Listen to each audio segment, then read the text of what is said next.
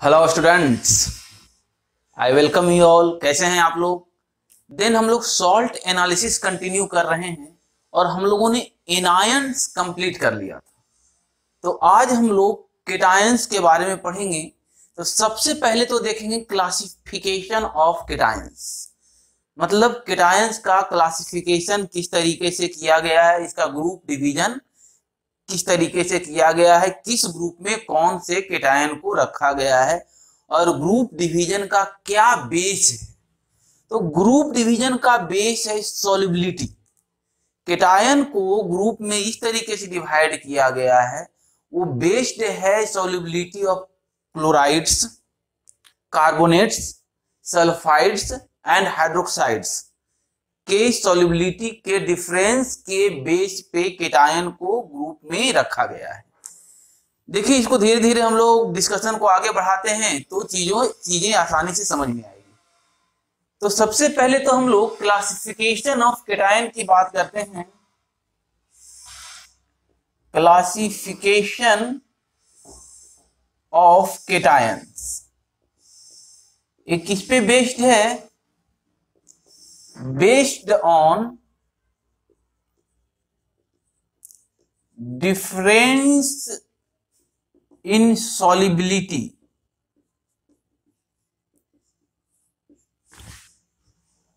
of chlorides, sulfides, carbonates and hydroxides of metal ion यानी cations. Cations का classification किस base पे किया गया है? Difference in solubility of chlorides, sulphides, carbonates and hydroxide के बेस पे किया गया है। तो अब हेडिंग दीजिए एनालिटिकल टेबल।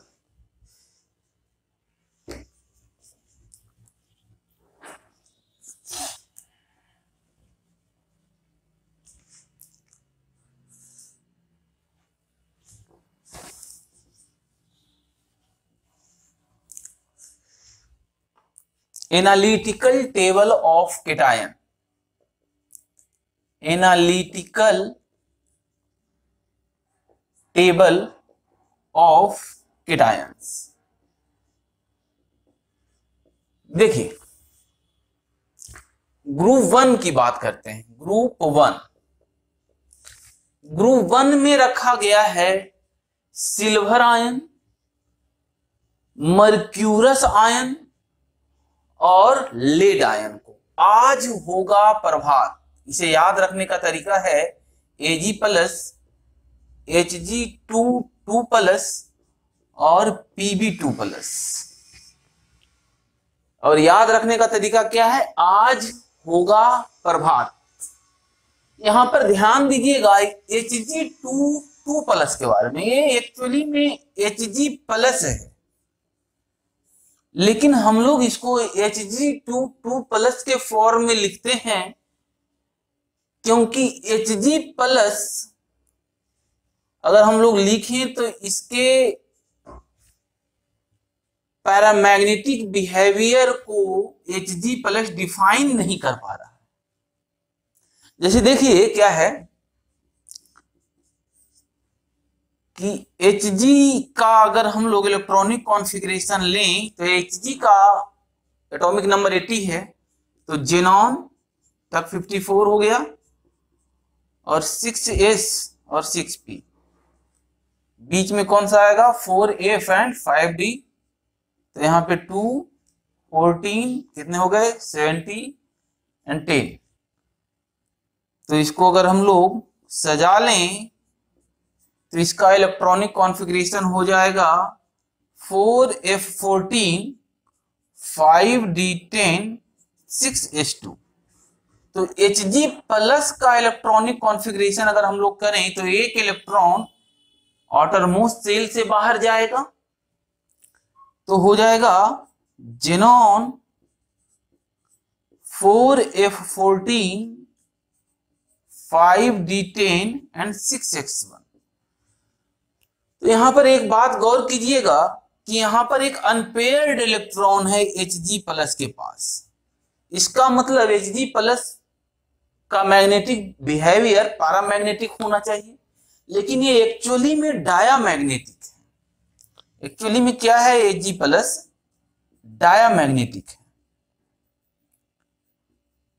इसलिए ये क्या है, Hg+ के पास एक अनपेयर्ड इलेक्ट्रॉन है और Hg+ के पास एक अनपेयर्ड इलेक्ट्रॉन है। ये दोनों आपस में बॉन्ड बना लेता है और Hg2+ के फॉर्म में पाया जाता है या रहता है। इससे इसका मैग्नेटिक बिहेवियर भी डिफाइन हो गया। अब ये डायामैग्नेटिक हो गया है, डायामैग्नेटिक। अब इसके पास कोई अनपेयर्ड इलेक्ट्रॉन नहीं है, इसलिए हम लोग Hg+ को Hg2+ लिखते हैं और इस तरीके से Hg2+ का अरेंजमेंट होता है। क्लियर है? तो आपको समझ में आ गया होगा हम लोग Hg2+ मर्क्यूरस आयन को क्यों लिखते हैं। Hg+ एक्चुअली में डायमैग्नेटिक है, लेकिन Hg+ से डिफाइन नहीं हो पा रहा है, पैरामैग्नेटिक डिफाइन हो रहा है। तो यहां से हम लोग Hg2+ इस तरीके से स्ट्रक्चर लिखते हैं, इस तरीके से पाया जाता है, इससे इसका मैग्नेटिक प्रॉपर्टी भी डिफाइन हो जाता है। क्लियर?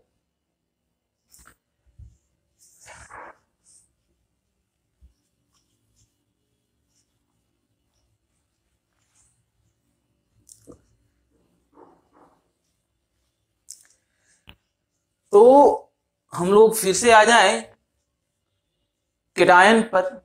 तो ग्रुप 1 में रखा गया है आज होगा प्रभात, और इसका ग्रुप रिएजेंट है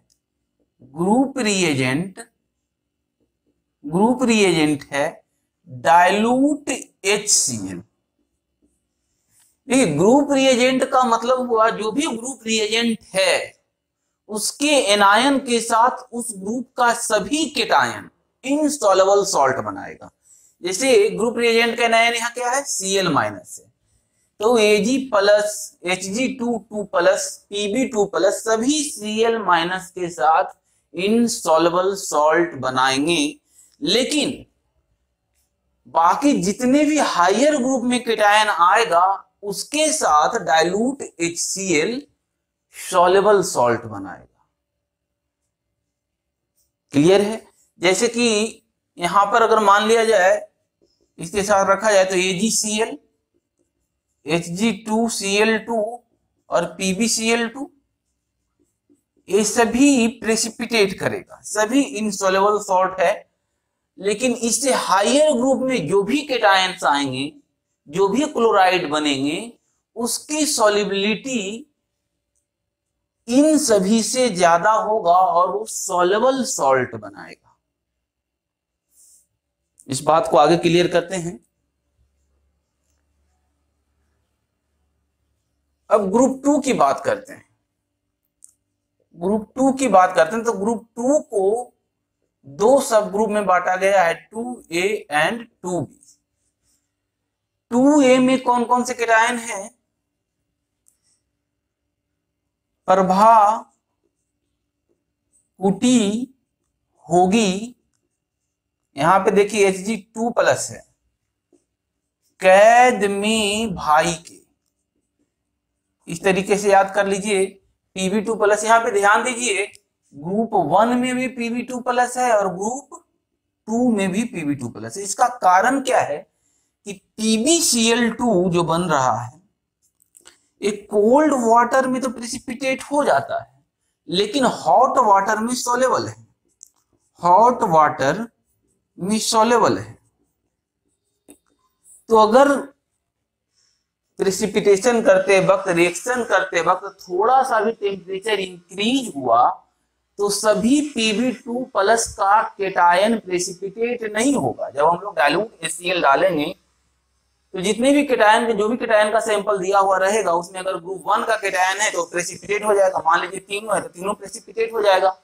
लेकिन अगर हल्का हीट का डिफरेंस हो गया तो Pb2+ का कुछ केटायन प्रेसिपिटेट नहीं होगा।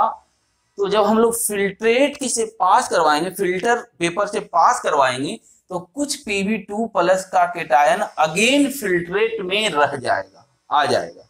इसके कारण Pb2 प्लस को हम लोग ग्रुप 2A में भी रखते हैं। क्लियर? तो इसे याद कैसे रखना है? प्रभा कुटी में होगी कैद के भाई में, या तो ऐसे याद रख लीजिए, या तो इसको ऐसे भी याद रख सकते हैं, ए भाई, भाई तो मैंने बोला हां जी,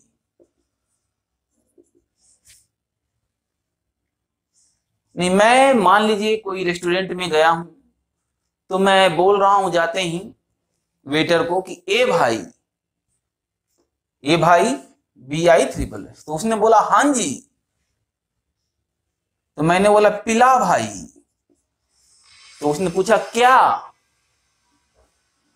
तो मैंने बोला कोल्ड ड्रिंक्स। इस तरीके से याद रख सकते हैं, ए भाई, हां जी, पिला भाई, क्या, तो कोल्ड ड्रिंक्स। तो याद रखने के अपने अपने तरीके हैं, देख लीजिए जो आपको बेहतर लगे उस तरीके से याद रखिए। और 2B में रखा गया है आज सब सन्नाटा ही सन्नाटा, SN2 प्लस, S5 प्लस भी होता है, SB5 प्लस भी होता है, और SN4 प्लस। लेकिन ये दोनों का ज्यादा डिस्कशन नहीं करना है हम लोगों को, इतना ही मानिए। तो ये है ग्रुप 2 के केटायन। ग्रुप 2 के केटायन को दो सब ग्रुप में डिवाइड किया गया है, 2A एंड 2B में, और इसका ग्रुप रिएजेंट है H2S विथ डाइल्यूट HCl। तो देखिए अभी हमने बोला था कि केटायंस का क्लासिफिकेशन उसके सॉल्युबिलिटी, क्लोराइड, सल्फाइड, कार्बोनेट या हाइड्रोक्साइड के सॉल्युबिलिटी के डिफरेंस के बेसिस पे किया गया है। तो यहां पर सभी क्लोराइड डाइल्यूट HCl डालने से प्रेसिपिटेट हो रहे हैं, लेकिन उसे हायर ग्रुप का केटायन का सॉल्युबिलिटी, हायर ग्रुप के केटायन के क्लोराइड का सॉल्युबिलिटी, यानी अगर बात करें CuCl2 का, HgCl2 का या CdCl2 का, ये सभी क्लोराइड है। ग्रुप 1 का क्लोराइड कौन है? AgCl, Ag2Cl2, PbCl2, ये सभी क्लोराइड है। तो ग्रुप 1 का केटायन है, तो ग्रुप 1 के क्लोराइड की सॉल्युबिलिटी सबसे कम है, और जैसे जैसे हम ग्रुप में नीचे आते जाएंगे, इसका मतलब हायर ग्रुप में आते जाएंगे, वैसे वैसे क्लोराइड का सॉल्युबिलिटी बढ़ते जाएगा, यानी कि क्लोराइड का सॉल्युबिलिटी प्रोडक्ट बढ़ते जाएगा। क्लियर है? तभी तो डाइल्यूट HCl जब हम लोग डालते हैं तो ये तीनों ही प्रेसिपिटेट होता है, बाकी जितने भी केटायन है हायर ग्रुप में वो प्रेसिपिटेट नहीं होते हैं, क्योंकि उसका सॉल्युबिलिटी प्रोडक्ट ज्यादा है। सिमिलरली सल्फाइड में भी जब हम लोग फर्स्ट ग्रुप के केटायन में डाइल्यूट HCl डालेंगे तो प्रेसिपिटेट मिलेगा, प्रेसिपिटेट को हम लोग फिल्टर कर लेंगे तो ये सभी केटायन हट जाएंगे, ये सभी केटायन अब सैंपल में मौजूद नहीं रहेंगे। अब हम लोग H2S और डाइल्यूट HCl डालेंगे तो सल्फाइड के फॉर्म में ये सभी प्रेसिपिटेट होगा, और इन सभी सल्फाइड की सॉल्युबिलिटी, इसका मतलब अपने हायर ग्रुप के केटायन के सल्फाइड की सॉल्युबिलिटी से कम है। जैसे यहां पर बात करते हैं हम लोग, जैसे PbS, CuS, HgS, CdS और Bi3, Bi2H3, इसमें इस सल्फाइड के फॉर्म में ये सब प्रेसिपिटेट होगा, ये सभी। तो इन सभी का सॉल्युबिलिटी प्रोडक्ट सल्फाइड्स में सबसे कम है अपने हायर ग्रुप के सल्फाइड के रिस्पेक्ट में, ठीक है। तभी तो ये पहले H2S डालने से प्रेसिपिटेट हो जा रहा है, जबकि बाकी भी तो सैंपल में केटायन मौजूद हैं, अभी भी हायर ग्रुप के केटायन तो हैं यहाँ पे, इसके सैंपल में होगा, वो प्रेसिपिटेट नहीं हो रहा है। ठीक है, तो पहले हम लोग क्लासिफिकेशन कर लेते हैं, उसके बाद डिस्कशन करते हैं। तो ये हो गया डाइल्यूट HCl। ग्रुप थ्री में है ऑल करोड़पति फकीर, और इसका ग्रुप रिएजेंट है NH4OH NH4Cl। ध्यान दीजिए, जो पहले लिख रहे हैं वो मेन ग्रुप रिएजेंट है, जो पहले लिख रहे हैं वो मेन ग्रुप रिएजेंट है, और मेन ग्रुप रिएजेंट के एनायन के साथ ही उस ग्रुप का केटायन इनसॉल्युबल सॉल्ट बनाएगा। तो ग्रुप 4 की बात करें तो ग्रुप 4 में है निकोमंजन।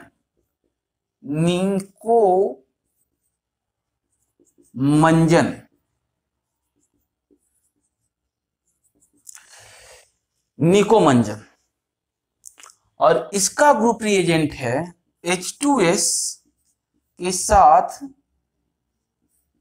NH4OH। ध्यान दीजिए, ग्रुप 2 और ग्रुप 4 दोनों केटायन सल्फाइड के फॉर्म में प्रेसिपिटेट होगा, क्योंकि इसका भी मेन ग्रुप रिएजेंट कौन है? H2S, जिसका कि ये तो इतना तो है,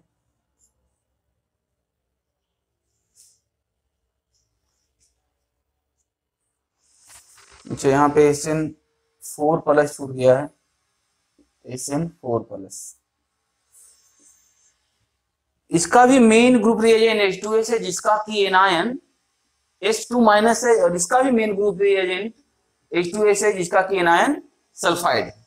तो दोनों ग्रुप 4 के केटायन और ग्रुप 2 के केटायन दोनों सल्फाइड के फॉर्म में प्रेसिपिटेट होंगे, लेकिन ग्रुप 2 के सल्फाइड की सॉल्युबिलिटी ग्रुप 4 के सल्फाइड के सॉल्युबिलिटी से ज्यादा कम है।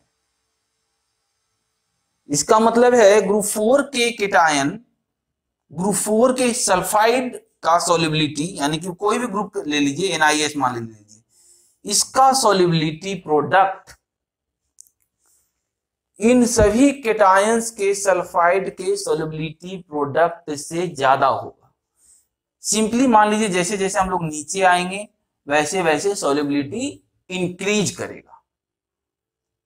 जैसे यहां पे अब सल्फाइड की सॉल्युबिलिटी अगर सबसे कम है, तो जैसे जैसे हम लोग ग्रुप में नीचे आते जाएंगे वैसे वैसे सल्फाइड की सॉल्युबिलिटी बढ़ते जाएगी, लेकिन फिर भी प्रेसिपिटेट कर रहा है। तो ये सब डिस्कशन हम लोग आगे करेंगे। ग्रुप 5 में रखा गया है भारत सरकार बेरियम 2+, स्ट्रोंशियम 2+ और कैल्शियम 2+। इसे हम लोग ऐसे भी याद रख सकते हैं, बाकासुर, जैसे चाहते हैं याद रखिए। और इसका ग्रुप रिएजेंट है अमोनियम कार्बोनेट, और अमोनियम कार्बोनेट के साथ साथ हम लोग ले लेते हैं इसमें NH4Cl और NH4OH भी।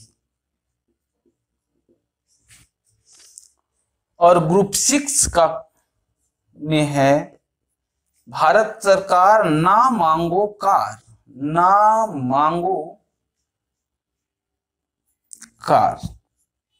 कार के पोटेशियम प्लस, और इसका ग्रुप रिएजेंट है डाइसोडियम हाइड्रोजन फॉस्फेट के साथ साथ NH4OH। तो ये आपका क्लासिफिकेशन ऑफ केटायन है, जिसे आपको याद रखना है, उसके ग्रुप रिएजेंट को भी याद रखना है। और ध्यान दीजिए, जैसे ही क्लोराइड प्रेसिपिटेट हो गया, अब हम जितना भी नीचे आते जाएंगे हायर ग्रुप में, वैसे वैसे क्लोराइड का सॉल्युबिलिटी प्रोडक्ट बढ़ते जाएगा, इट मीन सॉल्युबिलिटी बढ़ते जाएगा। आप देख लीजिए, यहाँ आते आते NaCl, KCl, ये सभी क्लोराइड की सॉल्युबिलिटी बहुत ज्यादा होती है। उसी प्रकार सल्फाइड 2 ग्रुप से शुरू हुआ, तो उसके बाद हम ग्रुप में हायर ग्रुप में आते जाएंगे तो सल्फाइड का सॉल्युबिलिटी बढ़ते जाएगा। इसी बेस पे क्लासिफिकेशन किया गया है। कार्बोनेट, यहां से कार्बोनेट प्रेसिपिटेट होगा तो ये सभी कार्बोनेट के फॉर्म में प्रेसिपिटेट होंगे, barium carbonate, strontium carbonate, calcium carbonate.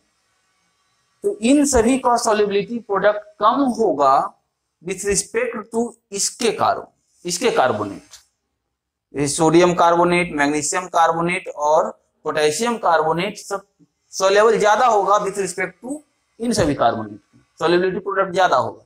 Simple concept यही है कि जो जैसे जैसे हम लोग नीचे आएंगे वैसे वैसे सॉल्युबिलिटी प्रोडक्ट या सॉल्युबिलिटी बढ़ते जाएगा, क्लोराइड का, सल्फाइड का, हाइड्रोक्साइड का या तो फिर कार्बोनेट का। अब यहां पर से कार्बोनेट प्रेसिपिटेट होना शुरू हुआ है तो यहां तक तो हम लोग पहले ही कर चुके हैं टेस्ट, तो ये सब केटायन तो रहेगा ही नहीं सैंपल में, ये सब आउट हो जाएगा पहले ही। तो अब कार्बोनेट के लिए हम लोग यहीं से बात करेंगे, इससे नीचे आएंगे तो कार्बोनेट की सॉल्युबिलिटी बढ़ते जाएगी। तो इस तरीके से क्लासिफाई किया गया है, इस कॉन्सेप्ट के बेस पे क्लासिफाई किया गया है केटायन। आई होप आपको समझ में आया होगा। तो लिखिए, उसके बाद हम लोग कुछ इंपॉर्टेंट क्वेश्चन का डिस्कशन करते हैं।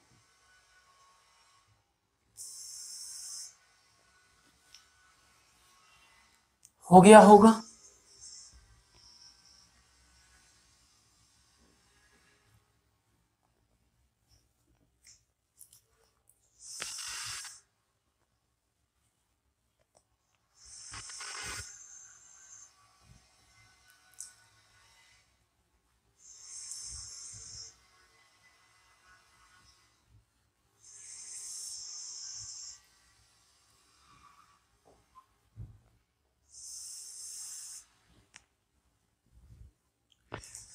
अब एक क्वेश्चन है कि ग्रुप रिएजेंट होने का इसेंशियल क्राइटेरिया क्या है।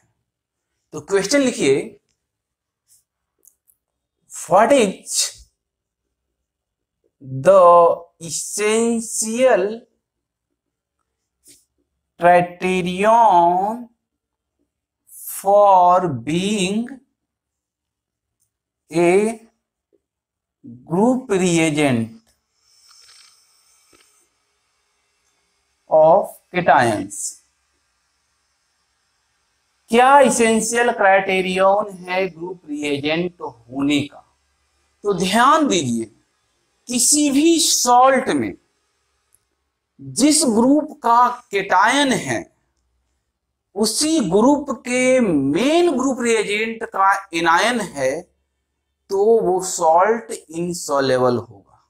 क्या मैंने बोला कि किसी भी सॉल्ट में जिस ग्रुप का केटायन है उसी ग्रुप के मेन ग्रुप रिएजेंट का एनायन भी है तो वो सॉल्ट पक्का इनसॉल्युबल होगा। जैसे देखिए एग्जांपल दे रहे हैं, मैंने क्या बोला हिंदी में, किसी सॉल्ट में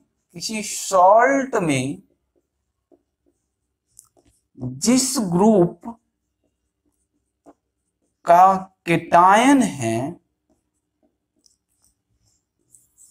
उसी ग्रुप के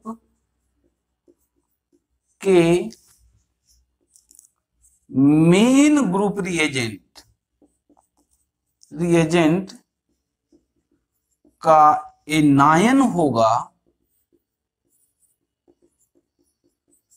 तो वह सॉल्ट इनसॉल्युबल होगा।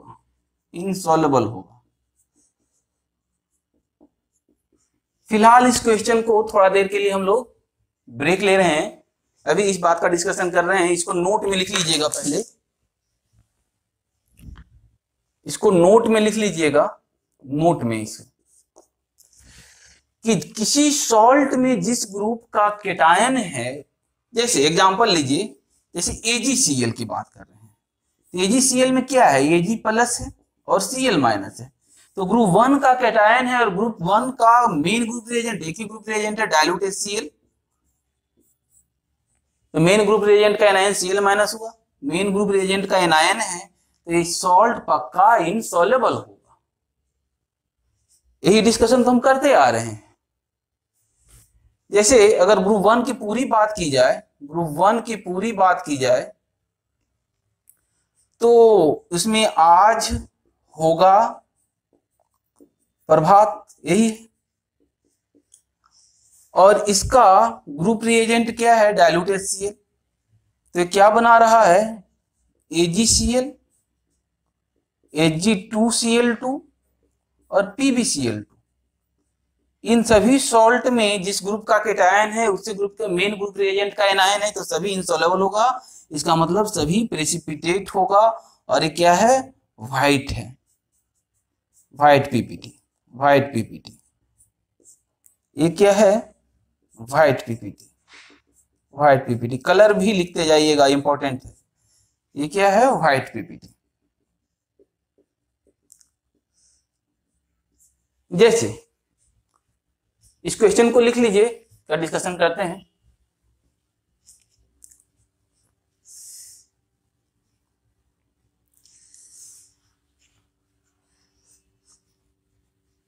जैसे ग्रुप 2 की बात करते हैं, तो ग्रुप 2A की बात करें तो कौन कौन सा था, प्रभा कुटी में होगी, कैद में भाई के, यही था। और इसका ग्रुप रिएजेंट है H2S और dilute HCl। Main group reagent क्या हो गया, H2S। इसका एनायन सल्फाइड है। तो अगर PbS, CuS, HgS, CdS, Bi2S3 ये सभी प्रेसिपिटेट हो जाएगा। यही तो बात कर रहे थे हम लोग कि जिस ग्रुप का केटायन होगा उसी ग्रुप के मेन ग्रुप रिएजेंट का एनायन के साथ ये प्रेसिपिटेट बनाएगा, यानी कि इंसॉल्युबल सॉल्ट बनाएगा।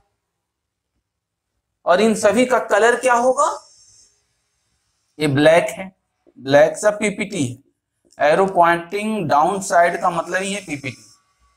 ये भी ब्लैक, ये भी ब्लैक, ये येलो होता है, इसे आपको याद रखना है।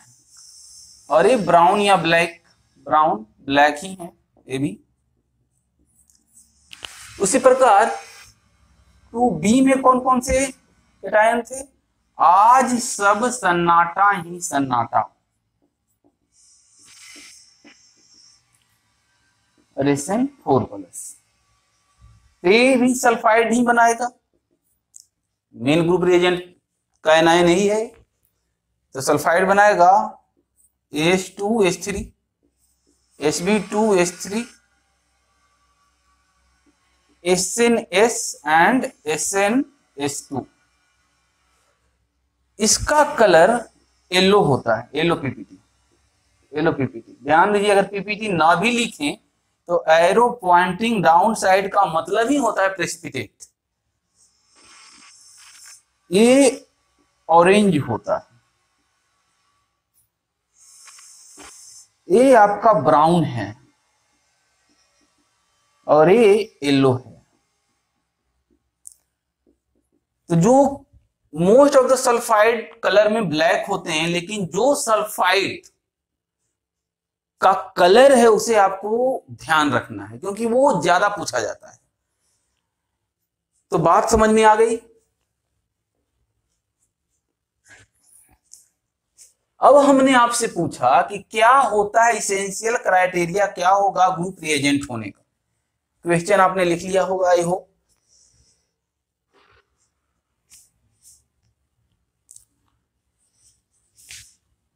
तो उसका आंसर है the essential criterion for being a group reagent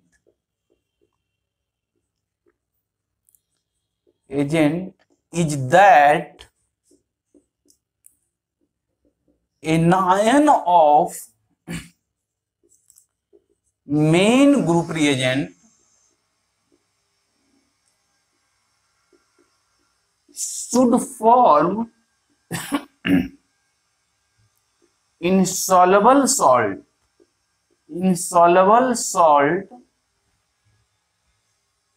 with all cation of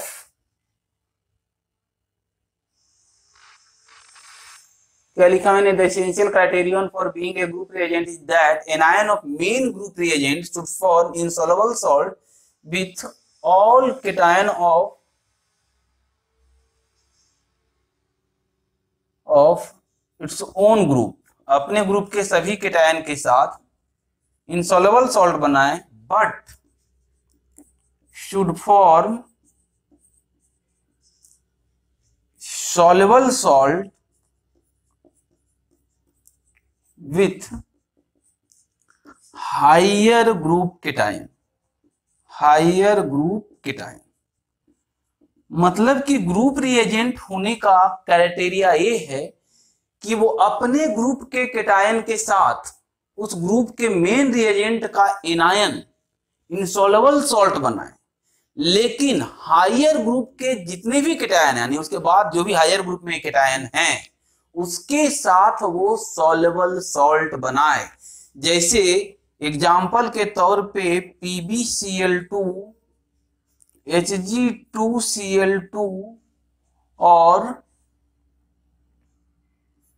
आज होगा प्रभात AgCl, ये सभी ग्रुप 1 के केटायन हैं जिसका कि main group reagent dilute HCl था, तो ये सभी इनसॉल्युबल सॉल्ट बना रहे हैं। लेकिन हायर ग्रुप के जो भी केटायन होंगे, कोई भी ले लीजिए, MgCl2, ZnCl2, जो भी आपके मन में आता है, AlCl3, ये सभी केटायन जितने भी हायर ग्रुप में केटायन है, जितना भी हम लोगों ने क्लासिफाई किया ग्रुप 1 के बाद जितने भी हायर ग्रुप के केटायन है, इन सभी के साथ डाइल्यूट HCl सॉल्युबल क्लोराइड बनाएगा। ठीक है, सॉल्युबल क्लोराइड। तो ये मेन क्राइटेरिया है ग्रुप रिएजेंट होने का। देखिए ये थोड़ा सा कॉन्सेप्चुअल लेक्चर है, तो इसे आप लोग बार बार देखिएगा तो आपको ज्यादा बेहतर समझ में आएगा। क्लियर हो गया ग्रुप रिएजेंट होने का क्या एसेंशियल क्राइटेरिया है। अब एक क्वेश्चन एराइज होता है कि हम लोगों ने डाइल्यूट HCl ग्रुप 1 के ग्रुप रिएजेंट में लिया, क्या हम वहां पर डाइल्यूट H2SO4 या डाइल्यूट HNO3 ले सकते हैं क्या? क्वेश्चन लिखिए, can we use dilute H2SO4 और dilute HNO3 in place of dilute HCl in group reagent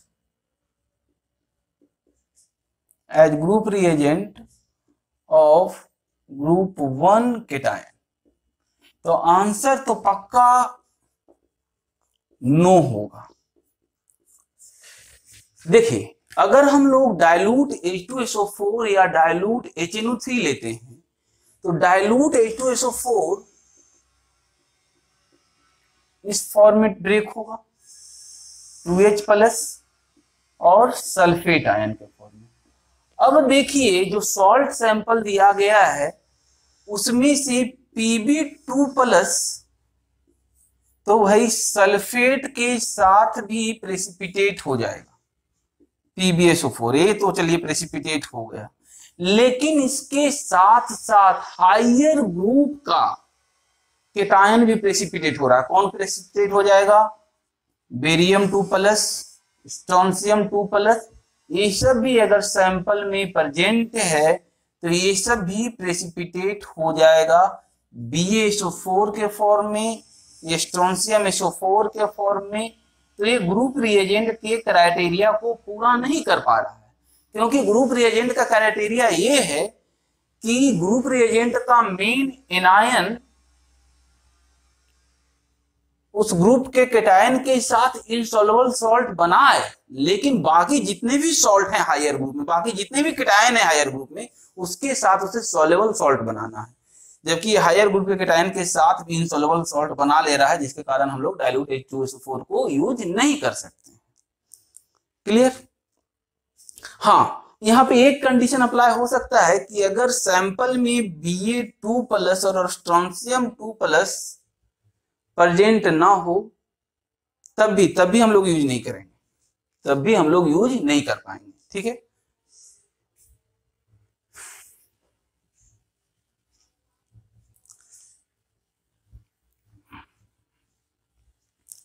क्योंकि मान लीजिए अगर Ba2+ और स्ट्रोंशियम 2+ सॉल्ट सैंपल में प्रेजेंट नहीं है, ये हमें बता दिया गया है, तब भी Ag+ या Hg2+ का सल्फेट Ag2SO4 या तो फिर Hg2SO4 बनाएगा उसका एनायन, जो कि सॉल्युबल होगा। आपको पता होगा कि दुनिया में जितने भी मेटल सल्फेट है उसमें से सिर्फ PbSO4, स्ट्रोंशियम SO4 और बेरियम SO4 ये 3 ही इनसॉल्युबल हैं और बाकी सभी सॉल्युबल सल्फेट हैं। इसका डिस्कशन हम लोग पहले भी किए हैं, तो ये सब सॉल्युबल हो जाएगा ग्रुप 1 के केटायन के साथ ही, इसलिए हम लोग डाइल्यूट H2SO4 का यूज नहीं कर सकते हैं। उसी प्रकार अगर हम लोग डाइल्यूट HNO3 का यूज करें, देखिए अगर हम लोग HNO3 का यूज करते हैं तो ये हमें H+ और नाइट्रेट आयन देगा, यही है। तो यहां पर देखिए नाइट्रेट जितने भी हैं वो वाटर सॉल्युबल है, तो जो भी नाइट्रेट है सभी वाटर सॉल्युबल हैं, सभी नाइट्रेट वाटर सॉल्युबल हैं। तो इसी ग्रुप का केटायन नाइट्रेट के साथ वाटर सॉल्युबल सॉल्ट बना लेगा, देन इसको भी रखने का ग्रुप रिएजेंट के तौर पे कोई सेंस नहीं बनता है, क्योंकि एक क्राइटेरिया तो पूरा ही नहीं कर रहा है, तो इसे भी हम लोग यूज नहीं करेंगे। दूसरा बात यह है कि HNO3 स्ट्रॉन्ग ऑक्सीडाइजिंग एजेंट है, जो कि आगे के केटायन को भी, हायर ग्रुप के केटायन को भी ऑक्सीडाइज कर देता है। जैसे NO3- अगर Mn2+ के साथ आ जाए तो Mn3+ मुंह से ऑक्सीडाइज कर देगा, तो ये सब भी कुछ काम करने लगता है NO3-। इसके कारण हम लोग इसे as a group reagent use नहीं कर सकते हैं ग्रुप 1। क्लियर हो गया?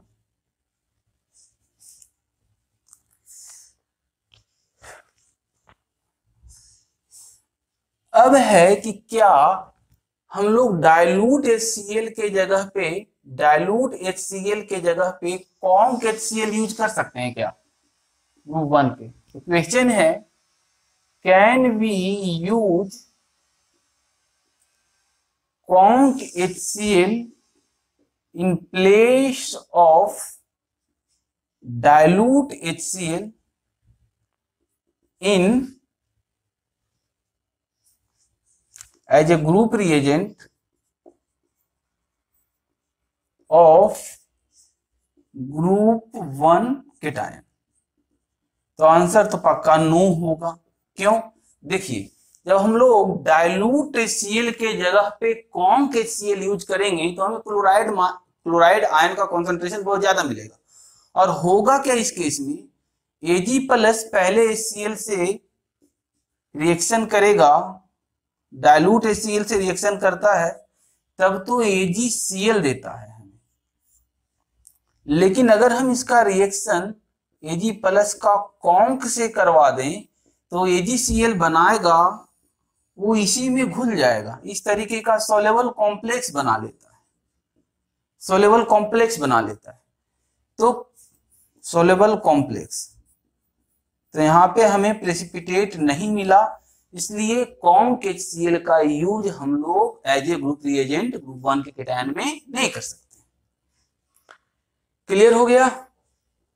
अब एक क्वेश्चन और उठता है कि क्या क्राइटेरिया होना चाहिए प्रेसिपिटेट रिएक्शन का? तो क्वेश्चन लिखिए, क्वेश्चन है, what is the essential criteria for precipitate reaction? देखिए प्रेसिपिटेट रिएक्शन होने के लिए अगर हम लोग आयनिक इक्विलिब्रिया की बात करें तो वहां पे हम लोग सॉल्युबिलिटी प्रोडक्ट, आयनिक प्रोडक्ट पढ़ते हैं, तो उस टर्म में अगर हम लोग बात करना चाहें तो प्रेसिपिटेट रिएक्शन होने के लिए KIP को KSP से ज्यादा होना पड़ेगा, तभी प्रेसिपिटेट रिएक्शन होगा। अब देखिए KSP की बात करें हम लोग, जैसे मान लीजिए कोई सॉल्ट लेते हैं ग्रुप 2 का CuS, तो Cu2 प्लस एक्वस और H2 माइनस एक्वस के फॉर्म में देख, जब हम लोग इसे पानी में डालेंगे तो कोई भी सॉल्ट 100% इंसॉल्युबल नहीं होता है। कोई भी सॉल्ट, दुनिया में जितने भी सॉल्ट हैं वो 100% इंसॉल्युबल नहीं होता है, कुछ ना कुछ वो पानी में हाइड्रेटेड आयन बना ही लेगा, कुछ ना कुछ वो पानी में हाइड्रेटेड आयन बना ही लेगा। तो CuS को जब हम लोग पानी में घुलाएंगे तो थोड़ा बहुत हाइड्रेटेड आयन हमें इस फॉर्म में मिलेगा। हालांकि CuS इंसॉल्युबल है, यानी कि इसका KIP KSP से ज्यादा है, लेकिन फिर भी कुछ ना कुछ हाइड्रेटेड आयन हमें मिलेंगे, क्योंकि कोई भी सॉल्ट दुनिया में 100% इंसॉल्युबल नहीं होगा, 2-4%, 5% तक सॉल्युबिलिटी उसकी रहेगी। तो देखिए KIP क्या होगा इसका, concentration of Cu2 plus aqueous और H2 माइनस एक्वस, यही KIP होगा। तो इस KIP को KSP से ज्यादा होना पड़ेगा, तभी प्रेसिपिटेट होता है कोई भी सॉल्ट। और KSP टेम्परेचर डिपेंडेंट होता है, किसी भी टेम्परेचर के लिए KSP तो फिक्स होता है। तो अब हमारा क्वेश्चन ये है कि CuS और ZnS में कौन ज्यादा सॉल्युबल है, हालांकि दोनों प्रेसिपिटेट हो रहे हैं। तो क्वेश्चन ये है कि, इसे लिख लीजिएगा, क्वेश्चन है discuss the solubility of CuS and ZnS। तो देखिए अगर किसी फिक्स टेम्परेचर की बात करें तो सॉल्युबिलिटी प्रोडक्ट तो फिक्स है। हालांकि बच्चे बोलेंगे सर KSP भी तो यही होता है, KSP भी तो यही होता है, लेकिन बेटा KSP भी यही होता है, लेकिन ये सैचुरेटेड पॉइंट पे होता है, सैचुरेटेड पॉइंट, यानी कि इसके लिए सैचुरेटेड पॉइंट पे होता है, इसके लिए ये फिक्स है, इसके लिए कॉन्सेंट्रेशन फिक्स्ड है। लेकिन KIP में कॉन्सेंट्रेशन वेरी कर सकता है। तो सॉल्युबिलिटी प्रोडक्ट सिर्फ टेम्परेचर डिपेंडेंट होता है, टेम्परेचर अगर बढ़ाए घटाएंगे तभी सॉल्युबिलिटी प्रोडक्ट ऊपर नीचे होगा, अदरवाइज सॉल्युबिलिटी प्रोडक्ट फिक्स्ड है। ठीक है, तो हमने बात किया कि discuss the solubility of CuS and ZnS। तो देखिए ध्यान से क्या हो रहा है यहां पे। सबसे पहले तो ये ध्यान दीजिएगा कि प्रेसिपिटेट रिएक्शन के लिए KIP का KSP से ज्यादा होना जरूरी है, तभी प्रेसिपिटेट रिएक्शन होगा। अब दोनों सल्फाइड की बात करें हम लोग, CuS का और ZnS का, दोनों का बात करते हैं। तो CuS बना हुआ है Cu2 प्लस और H2 माइनस से। Cu2 प्लस ग्रुप 2 का कैटायन है, तो ये ग्रुप 2 से बिलोंग्स करता है, और ये ग्रुप 4 से बिलोंग्स करता है।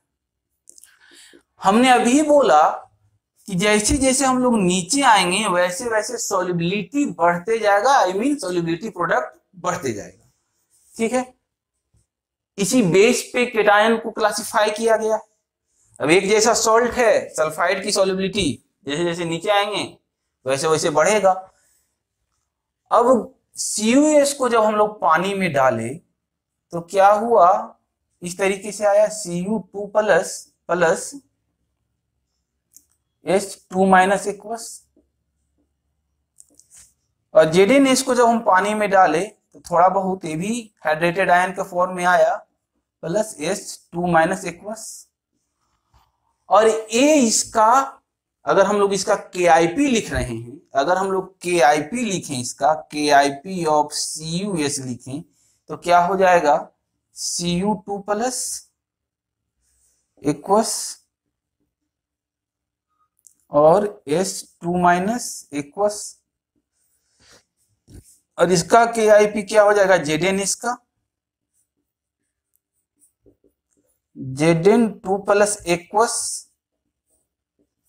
और H2- एक्वस, यही KIP हो जाएगा। और चूंकि दोनों CuS और ZnH दोनों प्रेसिपिटेट हो रहा है, लेकिन CuS ग्रुप 2 का केटायन है और CuS में Cu2 + ग्रुप 2 का केटायन है और ZnH में Zn2 + ग्रुप 4 का केटायन है, तो सल्फाइड जैसे जैसे नीचे आएंगे वैसे वैसे सॉल्युबिलिटी प्रोडक्ट बढ़ेगा, हमने ये बात की है। और प्रेसिपिटेट होने के लिए KIP को KSP से ज्यादा होना पड़ता है। तो आप एज्यूम कीजिए कि जैसे जैसे हम लोग नीचे आ रहे हैं तो ऊपर में Cu2+ है, तो हमने एज्यूम किया कि इसका KSP 10⁸ है, मैंने एक रैंडम वैल्यू लिया है, और इसका KSP मान लीजिए 10⁻12 या 10⁻16 जो भी है। तो इसका मतलब है कि इसके KIP को KSP से ज्यादा होने के लिए 10⁸ से ज्यादा होना पड़ेगा, और इसके KIP को KSP से ज्यादा होने के लिए 10⁻12 से ज्यादा होना पड़ेगा। और 10 KIP तो यही प्रोडक्ट है, इसका मतलब है कि इसका KIP CuS का KIP कम कॉन्सेंट्रेशन में ही ज्यादा हो जाएगा, और ZnS का KIP ज्यादा कॉन्सेंट्रेशन में, KIP ज्यादा कॉन्सेंट्रेशन रहेगा तब ज्यादा होगा KIP KSP से। इसका मतलब है कि CuS के केस में अगर सल्फाइड आयन का कॉन्सेंट्रेशन कम भी रहे तब भी वो प्रेसिपिटेट हो जाएगा, तब भी उसका KIP KSP से ज्यादा हो जाएगा। जबकि ZnS के केस में सल्फाइड आयन का कॉन्सेंट्रेशन ज्यादा रहेगा तब उसका KIP KSP से ज्यादा होगा और वो प्रेसिपिटेट होगा। क्लियर है, बात समझ में आ रही है? क्योंकि जैसे जैसे हम लोग टेबल में नीचे आते हैं वैसे वैसे सॉल्युबिलिटी प्रोडक्ट बढ़ता है, और प्रेसिपिटेट रिएक्शन का क्राइटेरिया ही यही है कि KIP must be greater than KSP। तो इस केस में इसका KSP कम है तो इसके लिए सल्फाइड आयन के कॉन्सेंट्रेशन का कम जरूरत पड़ेगा, लेकिन यहाँ पे ज्यादा जरूरत पड़ेगा। इसे ध्यान रखिएगा, इस बेस पे डिस्कशन होगा, ठीक है। तो पहला पॉइंट तो आपको ये याद रखना है कि क्या इंपॉर्टेंट क्राइटेरिया है प्रेसिपिटेट रिएक्शन के लिए, तो KIP must be greater than KSP। अब देखिए एक क्वेश्चन एराइज हो रहा है कि what is the use of dilute HCl in as a group reagent of group 2 cation। देखिए ग्रुप 2 केटायन का ग्रुप रिएजेंट कौन है, मेन ग्रुप रिएजेंट तो है H2S, और इसके साथ हम लोग डाइल्यूट HCl यूज कर रहे हैं। इसका क्या जरूरत है, क्यों हम लोगों ने लिया इसको, क्वेश्चन ये है। तो देखिए H2S जो कि वीक एसिड है, वीक इलेक्ट्रोलाइट है, तो 2H+ और H2- में ब्रेक होगा। लेकिन अगर हम लोग अकेले H2S यूज कर लेते हैं, इस केस में इतना कॉन्सेंट्रेशन सल्फाइड आयन का आ जाएगा कि ग्रुप 2 के केटायन के साथ साथ ग्रुप 4 का केटायन और ग्रुप 3 का केटायन भी थोड़ा थोड़ा प्रेसिपिटेट हो जाएगा।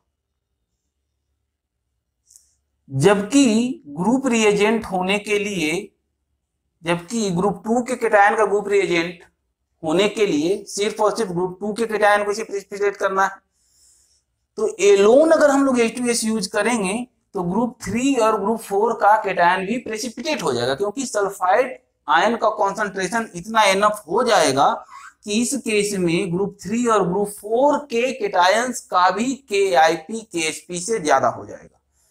तो हमको सल्फाइड आयन के कॉन्सेंट्रेशन को कम करना है ताकि सिर्फ और सिर्फ ग्रुप 2 के केटायन का KIP KSP से ज्यादा हो सके, ग्रुप 2 के सल्फाइड का KIP KSP से ज्यादा हो सके। तो इसके लिए हम लोग HCl यूज करते हैं जो कि कॉमन आयन इफेक्ट लगाता है। कॉमन आयन इफेक्ट के कारण वन ऑफ द प्रोडक्ट का कॉन्सेंट्रेशन बढ़ जाता है, जिसके कारण रिएक्शन बैकवर्ड डायरेक्शन में जाता है और सल्फाइड आयन का कॉन्सेंट्रेशन कम जाता है और इतना ही रह जाता है कि सिर्फ ग्रुप 2 का केटायन ही सल्फाइड के फॉर्म में प्रेसिपिटेट हो सके रादर देन ग्रुप 3 और ग्रुप 4 के केटायंस।